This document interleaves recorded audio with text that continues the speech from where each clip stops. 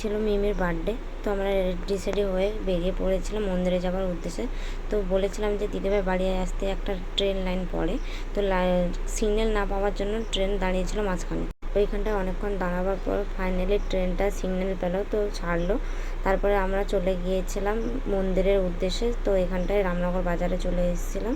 দিদিভাই ওখান থেকে প্রসাদ নিচ্ছিল আর আমি আর মিমি এখানটায় দাঁড়িয়েছিলাম।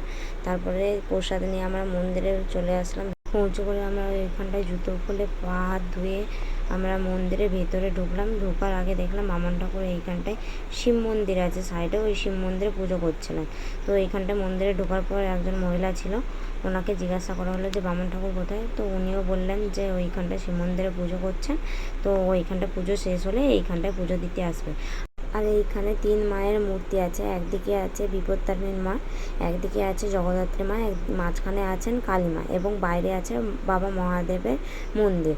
আজকে আমিও ব্রত করেছিলাম, কারণ এটা ছিল শ্রাবণ মাসের লাস্ট সোমবার। তো আমি প্রথম থেকে সব সোমবার পালন করে এসেছি। তো এটা ছিল লাস্ট সোমবার। তো দিদিভাই বাড়ি থেকে যতটুকু যা সামগ্রী পেয়ে আমি যাই হোক পুজো দিয়েছিলাম। তারপরে ধূপকাঠি নিয়ে আসতে ভুলে গেছিলাম, তো চলে গেছিলাম দোকানে ধূপকাঠি আনতে। তারপরে এখানটা বামন ঠাকুর চলে এসেছিলো আর এইখানে এক এক করে 3 মায়ের কাছে আমরা পুজো দিয়েছিলাম।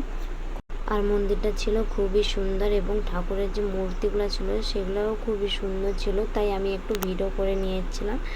তারপর আমরা ওইখানটায় পুজো দিয়ে চলে এসেছিলাম মহাদেবের মন্দিরে। ওইখানটায় আমি একটু পুজো দিয়েছিলাম এবং ঠাকুরমশাইও চলে এসেছিলো, পুষ্পাঞ্জলি দিয়ে প্রণাম করে চলে এসেছিলাম বাড়ি। সবাই ভালো থাকবেন, সুস্থ থাকবেন, টাটা।